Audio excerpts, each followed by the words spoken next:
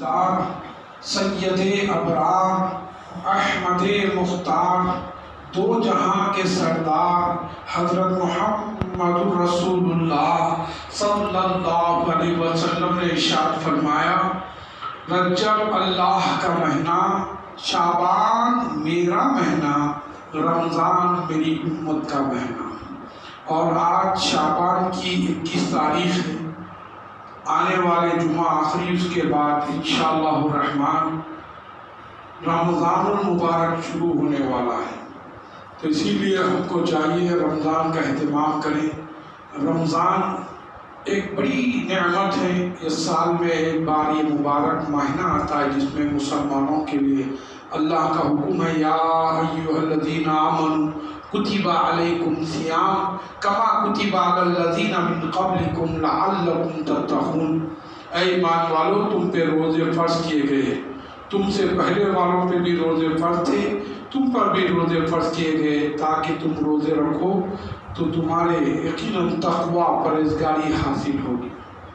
تو میرے آپ کے آقا نامدار مدنی تاجدار سید ابرار احمد مختار، جو ایک اشارے میں چاند کو دو ٹکڑے کرنے والے، ایک اشارے میں سورج کو پلٹانے والے، اللہ کے حبیب، انبیاء کے خطیب، بیماروں کے طبیب، حضرت محمد رسول اللہ صلی اللہ علیہ وسلم بار بار ارشاد فرماتے، رمضان پاؤ، رمضان کے روزے رکھو۔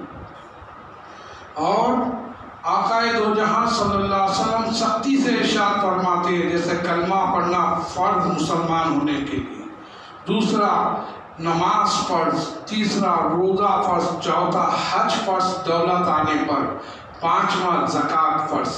یہ 5 چیزیں کمپلسری ہے، ہر مسلمان کو کرنا ضروری ہے۔ اسی لیے کہ اللہ پاک رسول پاک صلی اللہ علیہ وسلم کے ذریعے بتا دیا گیا، اللہ کے رسول نے فرمایا، یہ مبارک ماہ شعبان میں بہت زیادہ روزے رکھتا تھا، تم بھی روزے رکھو تاکہ تم کو بھی زیادہ ثواب ملے۔ اور رمضان کے روزے رکھنا فرض ہے۔ رمضان کے 1 مہینہ روزے رکھنا ہے، سال بھر کا ثواب پانا ہے۔ پہلے کے دور میں یقیناً انبیاء کرام کے دور میں 1 دن اور 1 دن روزہ ہوا کرتا تھا، 6 مہینے کے روزے رکھا کرتے تھے، لیکن ہم کو صرف 1 مہینہ روزہ رکھنا ہے۔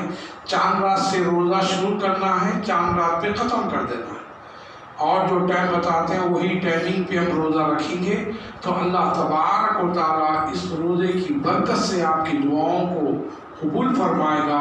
اور رمضان میں کثرت سے قرآن کی تلاوت کرنی ہے، اور قرآن ایک ایسی واحد اللہ کا کلام ہے جس کے ایک ایک حرف پہ نیکی رکھی گئی۔ رمضان میں آپ تراویح میں بھی قرآن سن سکتے ہیں، اور دن میں آپ خود قرآن پڑھ سکتے ہیں، سن سکتے ہیں سماعت قرآن کے ذریعے۔ اور اللہ تبارک و تعالیٰ اتنا پیارا کلام ہمیں نصیب فرمایا، اس پر ہم جتنا بھی ناز کریں کم ہے، اور جتنا بھی ناز کریں بجا ہے۔ یہ مہینہ ہمارے اور آپ کے لیے اتنی بڑی نعمت کا مہینہ ہے، اور اس نعمت والے مہینے میں شعبان میں درود پاک کثرت سے پڑھنا ہے۔ اور درود پاک کے ساتھ ساتھ اللہ کے رسول صلی اللہ علیہ وسلم فرماتے ہیں، شعبان یقیناً یہ توبہ کو یاد دلانے والا مہینہ ہے، شعبان بخشش کا مہینہ ہے، شعبان اور استغفر اللہ کثرت کرنے کا مہینہ ہے۔ شعبان آقا فرماتے میرا مہینہ ہے، جو میرے مہینے میں تلاوت کرے گا، جو میرے مہینے میں عبادت کرے گا، جو میرے مہینے میں درود پڑھے گا، اللہ اس کی رحمت برستے رہے گی۔ اور یہ درود پڑھنا قرآن کی آیت سے ثابت ہے، ان اللہ و ملائکتہ یصلون علی النبی، بے شک میں میرے فرشتے نبی پہ درود بھیجتے ہیں۔ اے ایمان والو، تم بھی نبی پہ خوب درود بھیجو، سلام بھیجو۔ تو یہ مہینہ درود و سلام کا پیارا مبارک ماہ، اور یہی آیت نصف شعبان میں یعنی شب برات جو گزرا ہوا، اسی رات میں آنے والے گزشتہ جمعہ جو اللہ تبارک و تعالیٰ نے وہ مبارک رات نصیب فرمائی تھی، اسی میں یہ آیت مبارکہ نازل ہوئی۔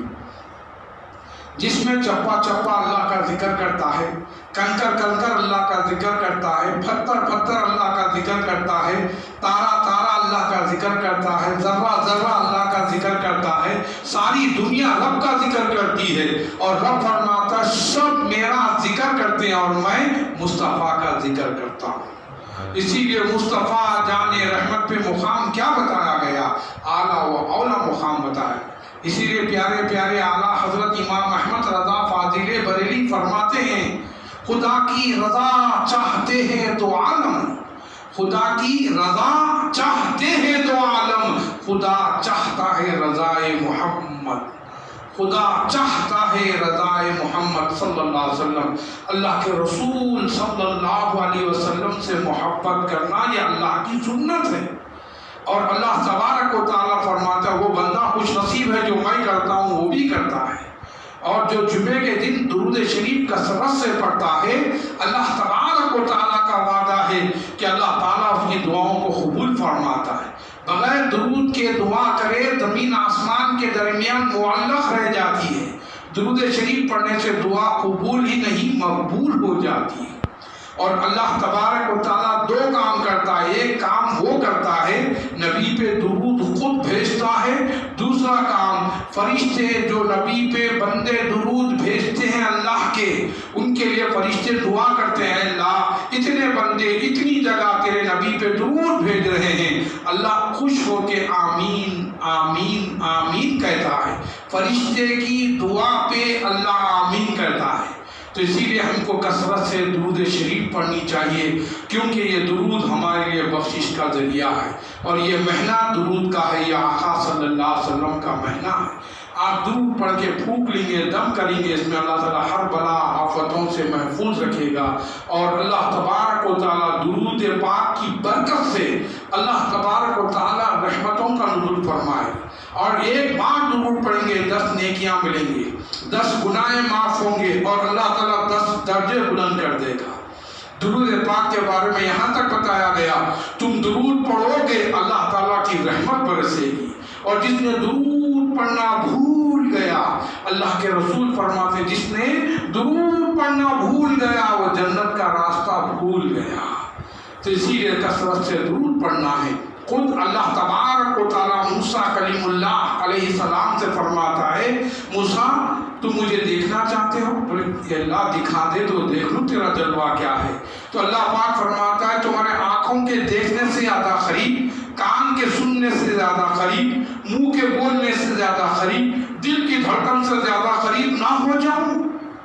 تو مولا اس سے اچھی بات کیا ہے تو اتنا قریب مجھ سے ہو جاتا ہے۔ تو اللہ تبارک و تعالیٰ فرماتا ہے بس ایک کام کرو، میں جو پڑھا رہا ہوں تم پڑھو۔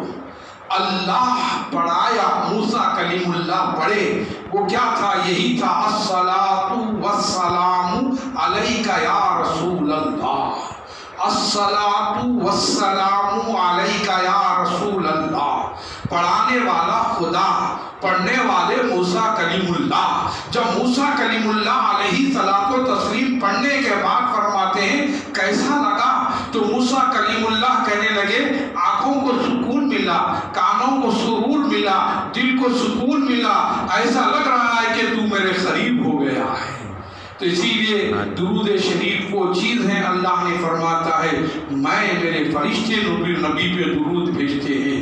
اے ایمان والو تم بھی نبی پہ خوب خوب درود بھیجو، سلام بھیجو۔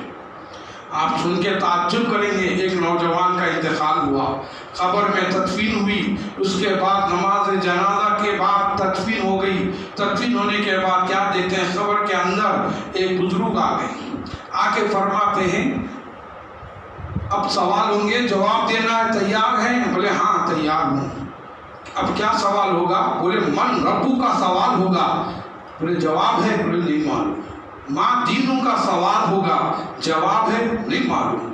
اور بتا کر پوچھا جائے گا ما تقول فی ھذا الرجل، اس کے کوئی جواب ہے؟ بولے نہیں معلوم۔ پھر آپ نے کہے دیکھو پہلا سوال ہوگا من ربو کا، کہہ دینا ربی اللہ۔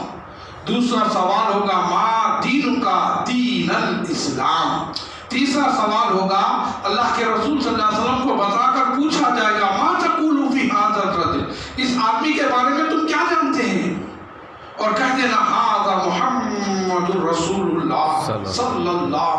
वसल्लम। और ये बुजुर्ग गायब हो गए। उतने में फरिश्ते आ गए सवाल पूछने वाले, आके पूछे मन रब्बू का, कह दिया रब्बी अल्लाह। माँ दीनू का, दीन अल इस्लाम। तीसरा सवाल बताकर पूछा जा रहा था, माँ तक़ूलु फ़ी हाज़ा रजुल, कह दिया मुहम्मदुर रसूलुल्लाह सल्लल्लाहु अलैहि वसल्लम। जन्नत की खिड़की खुली, ठंडी हवा आने लगी, नौजवान मसरत से खुश हुआ। सवालात का पर्चे आउट हो गए थे, मैंने सवालात का जवाब दे दिया। उतने में वो बुजुर्ग आए, आते उठ के अदब से मिल के बोले बहुत बहुत शुक्रिया जो आपने मेरी मदद खबर के अंदर फरमाई। आप कौन हैं जो आपने मेरे 3 सवाल होने वाले पहले बता दिए और मैंने जवाब दे दिया और कामयाब हो गए। आप बताओ कौन है? मैं नहीं पहचाना। अरे अच्छा याद करो, रोजाना रात में मुझे साथ में रखे थे, भूल गए? दुनिया में मैं रोज रात में तुम्हारे साथ रहता था। बोले नहीं पहचाना। जरा बता दीजिए आपका नाम। बोले मैं नाम क्या बताऊं, लेकिन रात में रोजाना तुम सोते वक्त क्या करते थे? बस सोते वक्त दुरूद शरीफ पढ़ता था। बोले मैं वही दुरूद हूँ जो तुम्हारी मदद के लिए हाजिर हो गया। तुमने दुरूद पढ़ने की वजह वो मैं फरिश्ता बन के तुम्हारे खिदमत में आ गया, और यकीनन यही दुरूद तुम्हारे लिए खबर का भी आसान रास्ता बन सकता है। ऐसे 1 2 नहीं कई वाक़ियात।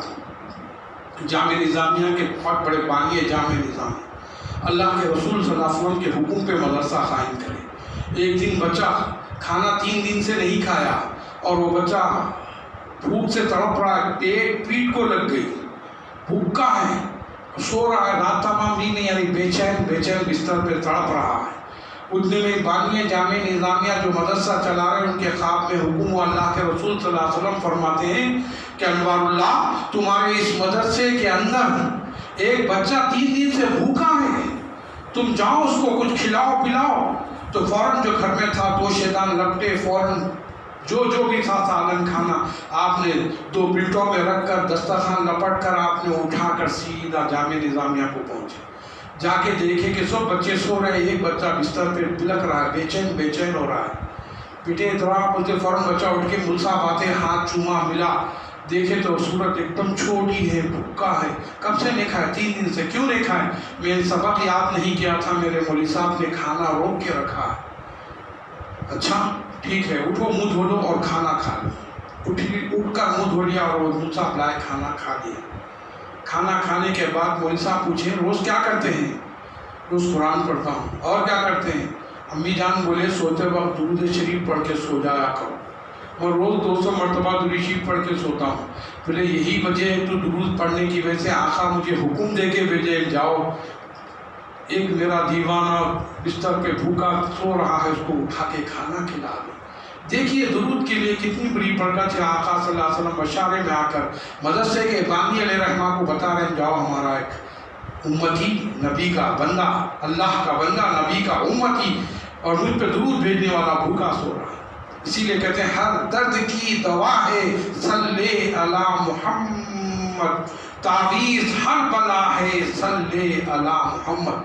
हम उनकी निस्बत का ताज रखते हैं, हर मरस का इलाज रखते हैं, खौफियों में यजीदियों से हम हुसैनी मिजाज रखते हैं। तासीर तो ज़रूर दवा निज़ाम में है, लेकिन रही शिफा दस्ते खुदा में है।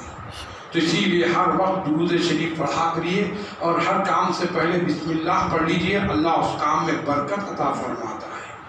और आप सुन के ताज्जुब करेंगे, एक हरकुल नाम का ही बहुत बड़ा बादशाह सर के दर्द से तड़प रहा, कहाँ गया, इलाज नहीं हो रहा, पैसा खर्च हो रहा, इलाज नहीं हो रहा, डॉक्टर्स हकीमा बदलते जा रहे हैं, लेकिन सर का दर्द नहीं जा रहा। मालूम हुआ उमर रज़ियल्लाहु ताला अन्हु बयान में कहे हर मर्ज़ का इलाज हमारे पास है। फौरन दौड़ते हुए ख़त लिख के उमर रज़ियल्लाहु ताला अन्हु के पास हरकुल बादशाह लिखा, मेरे सर का दर्द का कोई इलाज है आपके पास? बोले है ना। बोले मेरे टोपी देता हूँ, उसको पहन लो, इंशाअल्लाह आपका सर का दर्द कम हो जाए। उसके बाद टोपी भेज दिया गया, वो टोपी लेके पहन ली, पहनते ही सर का दर्द गायब। टोपी निकालते सर का दर्द, टोपी लगाते सर में आराम मिल रहा है। देखिए आखिर टोपी में रखा क्या है? एक छोटी सी चिट्ठी है और फौरन सर के ऊपर तावीज़ बनी हुई। इजाज़त लेके हरकुल नाम का बादशाह भी मोमिन और मुसलमान नहीं हुआ, کہنے لگا عمر اجازت دیں تو اس ٹوپی کے اندر کیا ہے دیکھ سکتا ہوں؟ بولے کیا ہو رہا ہے؟ پہننے کے بعد سکون دکھ رہا ہے، آرام دکھ رہا ہے، سر کا درد غائب دکھ رہا ہے، میں چاہتا ہوں کہ اگر آپ اجازت دیں تو اس کو کھول کے دیکھنا چاہتا ہوں۔ دیکھو، جب کھول کے دیکھے تو لکھا ہوا تھا بسم اللہ الرحمن الرحیم، اللہ کا نام سے شروع جو یقیناً وہ رحمان و رحیم ہیں۔ بولے نام میں یہ عالم ہے تو پورے اسلام میں کیا عالم ہوگا؟ چیخ مارا، اسلام قبول کر لیا اور بولا واہ، خالی بسم اللہ الرحمن الرحیم کی ٹوپی پہ لکھا ہوا وہ چیز اتنا بڑا فائدہ دے رہی ہے تو اس کے اندر کیا کیا خوبیاں نہیں، پورے قرآن اسلام میں کیا کیا باتیں نہیں، اور فوراً دیکھ کر اسلام میں داخل ہوئے۔ تو اس سے کیا پتہ چلا؟ بسم اللہ الرحمن الرحیم میں اللہ نے رحمان رحیم میں برکت رکھی۔ یہی نہیں، آپ سن کے تعجب کریں گے، ایک شخص تھا 24 گھنٹے پینا، لڑنا، چوری کرنا، دھوکہ دینا، پورے برائیاں موجود تھے، اور اس کو یقین تھا کہ میں جہنمی کے سوا جنت نہیں ملے گی۔ اس کے بعد فوراً انتقال ہوا، قبر میں دفنایا گیا، اس کو بھی اٹھایا گیا تو اس کے نام اعمال دیکھنے کے بعد پتا چلا کہ قابل نہیں۔ لیکن کیا دیکھتے ہیں؟ اللہ تعالیٰ فرماتا ہے اسے جنت میں لے جاؤ۔ اسے کوئی نیکیاں ہیں؟ بولے کوئی نیکیاں نہیں، دیکھو بولے تلاش کرو، ایک نیکی ملی بس اس کو جنت میں لے جاؤ۔ فرشتے پریشان ہو گئے، مولا یہ تو گنہگار تھا، خطاکار تھا، کئی گناہ اس کے پاس موجود تھے، ایک تو شرابی بھی تھا، دوسرا خبیث ہر وہ برا کام کرتا تھا، لیکن اس کو جنت کیسے؟ اور خود وہ شخص بھی بولنے لگا مولا میں گنہگار ہوں، مجھے جہنم میں جانا چاہیے، تو جنت کیوں عطا کر رہا ہے؟ وہ شخص بھی پوچھا، فرشتے بھی پوچھے، تو اللہ پاک فرماتا ہے جب یہ مرنے سے پہلے ایک بچہ پیدا کر کے آیا اور وہ بچہ مولوی صاحب کا لے جا کے بسم اللہ الرحمن الرحیم پڑھ رہا ہے، جس کا بیٹا مجھے رحمان رحیم کر کے آواز دے رہا ہے، اس کے باپ کو میں جہنم میں جاتے کیسے دیکھوں؟ اسی لیے مجھے اس کے بچے کا پڑھنا اتنا پسند آیا، اتنا پسند آیا، اس کے باپ کو میں جنت عطا کر دیا۔ تیرے بچے کے پڑھنے کی وجہ سے ہم جنت عطا کرتے ہیں۔ جس کے بچے حافظ قرآن بنتے ہیں ان کے باپ کے سر پہ ایسا تاج رکھا جائے گا چاند سورج سے زیادہ چمکدار ہوگا۔ اسی لیے ہم پڑھیں گے تو ہمارے ماں باپ کی بخشش، ہمارے بچے پڑھیں گے تو ہماری بخشش۔ تو اسی لیے قرآن کی تلاوت خود بھی کرنا ہے، لوگوں کو کرانا ہے۔ اور یہ قرآن ایک واحد کتاب ہے جس کے پڑھنے سے دماغ کو، دل کو سکون ملتا ہے۔ اور قرآن ایک واحد اللہ کا کلام، جتنا پڑھتے جاؤ حلق نہیں سوکھتا، سوکھا ہوا حلق بھی خشک ہو جاتا ہے، یعنی سکون ملتا ہے۔ اور کئی لوگ اپنے غیر بڑے بڑے مشہور فلم اسٹاروں نے بھی کہا بھائی دل کے ہارٹ کی تکلیف میں بہت مبتلا تھا، سورہ یاسین پڑھا دل کو سکون مل گیا، دورے ختم ہو گئے، ہارٹ اٹیک رک گیا۔ کیوں؟ قرآن کا دل سورہ یاسین ہے، اور سورہ یاسین شریف ایک نہیں، ایک بار پڑھ لو 10 قرآن پڑھنے کا ثواب ملے گا۔ اور اس سورہ یاسین کی برکت سے اللہ پاک دل کی بیماریوں سے محفوظ رکھتا ہے۔ اور کئی لوگوں نے سورہ یاسین، سورہ رحمان مغرب کی نماز کے بعد پابندی سے پڑھا کرتے۔ اللہ کے رسول صلی اللہ علیہ وسلم فرماتے ہیں جو کوئی سورہ یاسین، سورہ رحمان مغرب کی نماز کے بعد پڑھتا ہے کبھی بے روزگار نہیں ہوتا، کبھی پریشانی نہیں آتی، کبھی مصیبت نہیں آتی، اور اس کلام کی برکت سے اللہ روٹی روزی میں وسعت فرماتا ہے، اور روٹی روزی میں برکتیں عطا فرماتا ہے، زبان میں تاثیر عطا فرماتا ہے۔ جو دعا کرتا ہے اللہ اس کی دعا کو قبول کرتا ہے۔ تو اسی لیے قرآن کا مہینہ آنے والا مبارک مہینہ یہ سرکار کا مہینہ ہے، اور ابھی سے روزے بھی رکھیے اور قرآن کی تلاوت بھی کیجیے۔ اکثر ابھی سے لوگ بات جانے پلان سیٹ کرتے طبیعت خراب ہے تاکہ رمضان کے روزے سے بچنے کے لیے۔ نہیں پیارے، یہ رمضان کے روزے ہمارے لیے باعث رحمت ہے، بہت بڑی رحمت ہے۔ یہ روزے مس نہیں کرنا، ایک ایک روزہ اتنا قیمتی روزہ ہے، سال بھر بھی روزے رکھے، رمضان کا ایک روزہ چھوڑ دے تو روزے کا ثواب نہیں ملتا۔ چاند رات سے رہنا ہے، چاند رات پہ روزہ ختم کرنا ہے، اور اللہ نے اس کی تعلیم عطا فرمائی ہے روزہ رکھو اللہ کے لیے۔ جو اللہ کے لیے روزے رکھتا ہے اللہ تعالیٰ اس کے پر رحمتوں کا نزول فرماتا ہے، اور اللہ تعالیٰ برکتیں رحمتیں نازل فرماتا ہے۔ اور یہ آنے والا مبارک ماہ میں قرآن کی تلاوت کثرت سے کرو. اور قرآن پڑھنے سے کیا ہوگا؟ قرآن پڑھنا اللہ سے ہم کلام کرنا ہے. اور قرآن نماز میں بھی رکھا گیا. اور قرآن ایک واحد اللہ کا کلام، اتنا پیارا کلام، جتنا پڑھو گے اتنا فائدہ ہوگا. پڑھنے نہیں آئے تو پڑھنے والوں کی صحبت میں بیٹھو تو اللہ تعالیٰ اس کی برکت عطا فرمائے. توجہ کے ساتھ سنو، اللہ اس میں بھی برکت عطا فرمائے. اور قرآن پڑھنا سیکھو، اور قرآن پڑھنا ہی بڑی چیز ہے. اللہ کے رسول فرماتے ہیں افضل عبادتی قراءۃ القرآن. قرآن کی تلاوت بہترین عبادت فرمائے. چھوٹا بڑا کچھ نہیں، کسی کے پاس بھی آپ تعلیم سیکھ سکتے ہیں. یہ سیکھنے سے اللہ نے برکتیں، رحمتیں، نعمتیں عطا فرمائے. جتنا قرآن پڑھتے جاؤ گے اتنا درجے بڑھتے جائیں گے. اور جس کا حافظ قرآن بچہ ہوگا اس کو 7 خاندان کی بخشش ہوگی.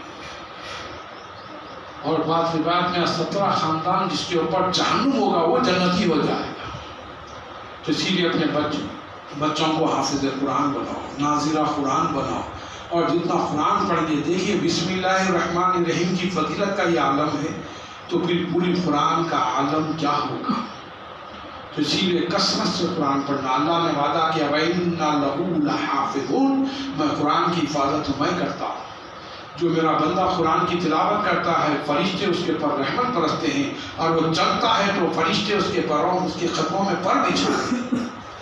اسی لیے قرآن کی تلاوت کرنا، سننا اور گھروں میں پڑھنا پڑھانا باعث رحمت اور نعمت اور مغفرت کا ذریعہ بن سکتا ہے.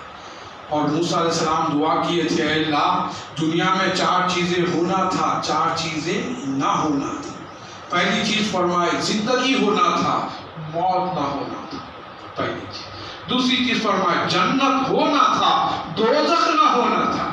تیسری چیز فرمائے صحت ہونا تھا، بیماری نہ ہونا تھا. یہ 4 باتیں. پہلی چیز زندگی ہونا تھا، موت نہ ہونا تھا. دوسرا جنت ہونا تھا، دوزخ نہ ہونا تھا. تیسرا دولت ہونا تھا، تندرستی نہ ہونا تھا. چوتھا صحت ہونا تھا، بیماری نہ ہونا تھا. تو اللہ پاک فرماتا ہے موسیٰ زندگی ہوگی موت نہ ہوگی تو میرا دیدار کیسا ہوگا؟ وہ مرے گا مجھے دیکھے گا. دوسرا جنت ہوگی دوزخ نہ ہوگی، مجھ سے ڈرنے والا کون ہوگا موسیٰ. تیسرا دولت ہوگی تندرستی نہ ہوگی تو شکر گزار بندہ کون بنے گا، کب بنے گا موسیٰ. تیسرا صحت ہوگی بیماری نہ ہوگی تو میرا شکر گزار بندہ کون بنے گا، کب بنے گا موسیٰ. تو موسیٰ علیہ السلام سجدے میں سر رکھ دیے. مولا زندگی موت جنت دوزخ صحت بیماری دولت تندرستی یہ تیری نعمت ہے.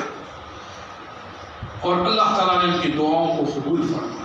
تو اسی لیے میرے پیارے پیارے آقا کے پیارے دیوانوں، رات دن تو گزر جائیں گے لیکن ایک ایک وقت کا ہم لوگوں کو حساب دینا ہے. قرآن پاک میں اللہ نے فرمایا فَمَن يَعْمَلْ مِثْقَالَ ذَرَّةٍ خَيْرًا يَرَهُ وَمَن يَعْمَلْ مِثْقَالَ ذَرَّةٍ شَرًّا يَرَهُ. اللہ کے پاس تم کو ذرے ذرے کا حساب کتاب دینا ہے، اچھا ہو یا برا. تو اسی لیے ہر کام اٹھے بیٹھے چلتے پھرتے بسم اللہ الرحمن الرحیم پڑھیں. اور دوسرا اللہ کا ذکر کریں، قرآن کی تلاوت کریں، 5 وقت کی نمازوں کی پابندی کریں. نماز ہو تو ایسی ہو سر جھکے خدا کے لیے، دل جھکے مصطفیٰ کے. اور یہی نماز ہمارے لیے بخشش کا ذریعہ ہے. میں اللہ سے دعا کرتا ہوں اللہ تعالیٰ مجھ کو آپ کو 5 وقت کا نمازی بنا دے اور حاجی بنا، نماز کا عادی بنا، قرآن کا قاری بنا، میدان کا مجاہد بنا، حق کا بول بالا کر دے، باطل کا منہ کالا کر دے. آخری وقت ہوگا کلمہ شہادت نصیب فرما. مولا جو سننے سنانے میں قطع ہو تو اس کو درگزر فرما. یہاں عارف آرام فرما رہے ہیں اولیاء اکرام کا فیضان جاری فرما. مولا ہم سب کو حاجی بنا، نماز کا عادی بنا، قرآن کا قاری بنا، میدان کا مجاہد بنا. تمام اولیاء اکرام کا فیضان جاری فرما. وصلی اللہ تعالی علی خیر خلقہ نور عرش محمد وآلہ واصحابہ اجمعین برحمتک یا ارحم الراحمین والحمد للہ.